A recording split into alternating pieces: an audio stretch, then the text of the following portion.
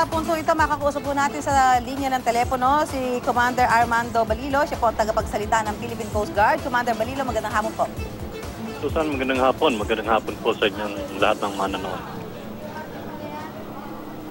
Una sir, sa ngayon po, ilan na po ang kabuuang bilang ng mga nasagip na mangingisdang nawala dahil sa kasagsagan ng bagyong Kabayan? Ang alam ko, 13 na lang yung hinahanap katulad nung nai-report nyo kanina. At yun ay mas updated yun galing yung aming station commander sa Bolinao. So 13 na lang. Ito ho'y batay doon sa mga nakuha ding report doon sa kanilang kamag-anak o pamilya nito mga nawawalang mangingisda. Oo, narinig ko lang din sa report nyo kanina na 13 na lang at mas latest nga yung ni-report nyo kaysa dun sa hawak kong figure. Oo. So wala pa tayong updated figure sa ngayon, Commander Balilo? Wala pa. Mas updated yung nakuha nyo na ngayon lang na nai-report nyo ngayon lang. Base mismo doon sa aming Coast Guard Station Yun naman sa area. So yun po sa yate na mula Hong Kong, ano ang balita natin sa ngayon, sir?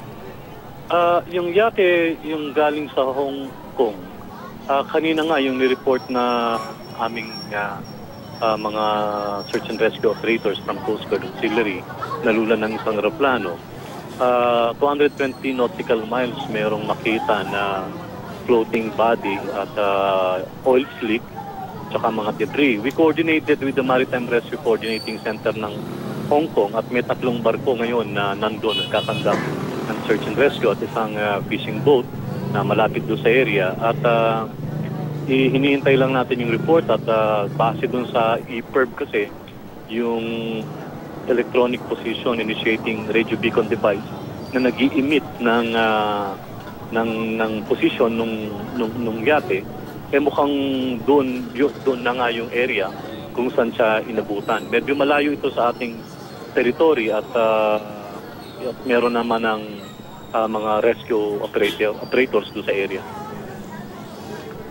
Oo. So, pero wala pa tayong confirmation, Commander, kung yung sinasabi na parang may isang katawan ng tao na nakasuot ng life vest, yung nakita Wala pa. Wala pa tayong confirmation doon. Wala pa. Kanina lang namin yan nalaman base doon sa report ng aeroplano. At ang maganda ron, nandun na yung assets ng Hong Kong. Mas malapit sila. It's beyond our territorial sea, no? Mas malapit sa kanila at sila yung nandun na kagad. At we are monitoring yung search and rescue operations. So paano, sir? Paano, Commander? Parang itong ating Coast Guard at yung mga Coast Guard ng Hong Kong, parang nagkakatulong dito sa ginagawang search and rescue operation? Oo, actually, nag-uusap kami magmula kahapon nung nalaman namin to. At yun na nga, aeroplano yung pinalipad natin para mabaybay itong karagatan kung saan initially nila report sa atin na nasa area of jurisdiction natin. Pero wala naman pala. Yung EPIRB ay nag-emit ng signal ng 220 nautical miles sa west ng Nawag. Oo. Saka paano to si Commander? Di ba, pagka ganito, gabi na, ito ba magtutuloy-tuloy yung operation o kinabukasan na lang para mas madali yung gagawing paghahanap? Malamang magtuloy-tuloy yun kasi natagpuan na nila at may mga assets naman na nandun na yung ating mga kasamang rescuer from Hong Kong. At sila na yung maghahanap muna doon sa area. So sa ngayon, wala pa tayo. Kumbaga parang blanco pa rin tayo talaga at hindi pa rin masyadong ma-establish kung ito na nga yung hinahanap na nawawalang yate. Pero malaki na yung possibility na yun na yung yate sapagkat doon yung yung emergency electronic device na nag-emit ng signal na doon ang gagaling at base doon sa account ng mga piloto namin, talagang narinig nila yung transpond, narinig nila yung signal na nag-a-appear doon sa radar ng aeroplano kanina. So malaki ang posibilidad na tama na yung lugar kung saan sila nagsasagawa ng operasyon. Na yun na, hintayin na lang natin siguro yung hopefully yung report ng Hong Kong.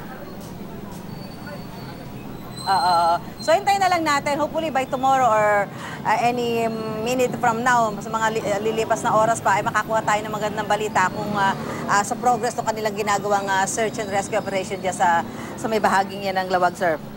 Yes, tama ka dyan, Susan. Okay, maraming salamat po. Salamat po. Magandang hapon, sir. Si Commander Arman Balilo, siya po ang tagapagsalita ng Philippine Coast Guard.